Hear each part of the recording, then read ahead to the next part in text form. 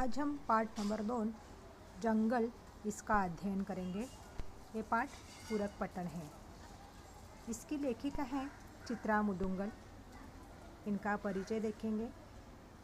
चित्रा मुदुंगल जी के लेखन में वर्तमान समाज में रीति हुई मानवीय संवेदनाओं, नए जमाने की गतिशीलता और उसमें जिंदगी की मजबूरियों का चित्रण बड़ी गहराई से हुआ है। इनकी प्रमुख कृतियाँ हैं एक जमीन अपनी, आवा आदि उपन्यास, भूख लाशागृह लपटे, मामला आगे बढ़ेगा अभी, आदि अनादि कहानी संग्रह, जीवक मणिमेघ आदि बाल उपन्यास हैं। दूर के ढोल सूझबूझ आदि बाल कथा संग्रह है। अभी गद्य संबंधी देखेंगे। ये गद्य एक संवादात्मक कहानी है। किसी विशेष घटना की रोचक ढंग से संवाद रूप में प्रस्तुति संवादात्मक कहानी कहलाती है। प्रस्तुत कहानी में मुदंगल जी ने खरगोश के माध्यम से बालमानस की अनुभूतियों, प्राणियों के साथ व्यवहार, उनके संरक्षण और प्राणी मात्रा के प्रति दया भाव को दर्शाया है। अभी इस कहानी में कौन से पात्र हैं वो देखेंगे।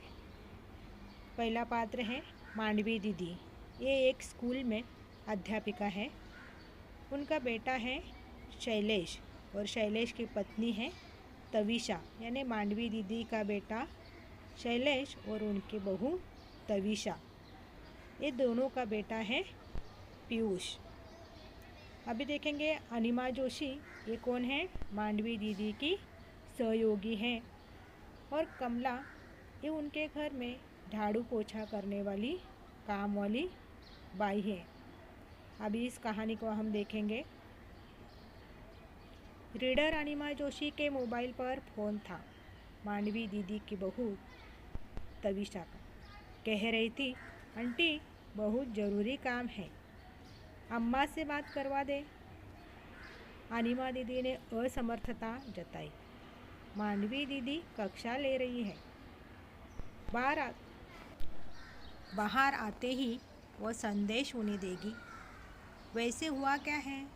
घर में सब कुशल मंगल तो है? ऐसा अनिमा जोशी तविशा को पूछ रही है। परेशानी का कारण बताने के बजाय तविशा ने उनसे पुनः आग्रह किया, आंटी अम्मा से बात हो जाए तो। अनिमा जोशी को स्वयं उसे टालना बुरा लगा। उचित नहीं लगेगा तविशा, अनुशासन भंग होगा। अनुशासन यानी शिस्त। मुझे बताओ तविशा, मुझे बताने में झिझक कैसी? झिझक यानी संकोच कैसा है? नहीं आंटी, ऐसी बात नहीं। तविशा का स्वर भर्रा सा आया। तविशा ने बताया, घर में जो जुड़वा खरगोश के बच्चे पाल रखे हैं, उन्होंने सोनू मोनू, उनमें सोनू नहीं रहा है। ऐसा तविशा बोलने लगी। यहाँ पर अनिमा जोशी और तविशा, उन दोनों का यहाँ पर संवाद चालू है। तो अनिमा जोशी के फ़ोन पर तविशा फ़ोन करती हैं और बोलती हैं कि आंटी मुझे अम्मा से बात करने की है। लेकिन अनिमा ने नाराज़गी बताई और बोली कि नहीं, दीदी तो कक्षा ले रही है, अभी तो वो आपसे बात नहीं करेंगी, लेकिन वो जब बाहर आएगी तब मैं उनको तुम्हारा मैसेज दूंगी। घर में सब ठीक है ना? ऐसा अनिमा जोशी तविशा को पूछने लगी। तो तविशा ने क्या परेशानी का कारण नहीं बताया, लेकिन उन्होंने फिर से आग्रह किया कि आंटी अम्मा से बात हो जाती तो अच्छा हो जाता। ऐसा कौन बोल रहा है? तविशा बोल रही है। अनिमा जोशी ने क्या स्वयं उसे टालना बुरा लगा। अनिमा जोशी तविशा को बोलने लगी, तविशा ये उचित नहीं लगेगा, अनुशासन यानी नियम भंग हो जाएगा। तुम मुझे बताओ क्या प्रॉब्लम है? तो तविशा बोलने लगी कि नहीं आंटी, ऐसी बात नहीं। तविशा का स्वर भरा सा आ गया, ने रोने के जैसा उसका आवाज़ आया। तब तविशा ने बताया, कि घर में जो जुड़वा खरगोश के बच्चे पाले हैं वो है सोनू और मोनू। उनमें से सोनू नहीं रहा, ऐसे तविषा ने अनिमा जोशी को बता दिया। 10:30 के करीब काम वाली कमला घर में झाड़ू पोछा करने आई तो बैठक बुहराते हुए उसकी नज़र सोनू पर पड़ी। जगाने के लिए उसने सोनू को हिलाया। उसको जगाने की सोनू पर कोई प्रतिक्रिया नहीं हुई। वह बुदबुदाई, कैसे घोड़े बेचकर सो रहा है शैतान।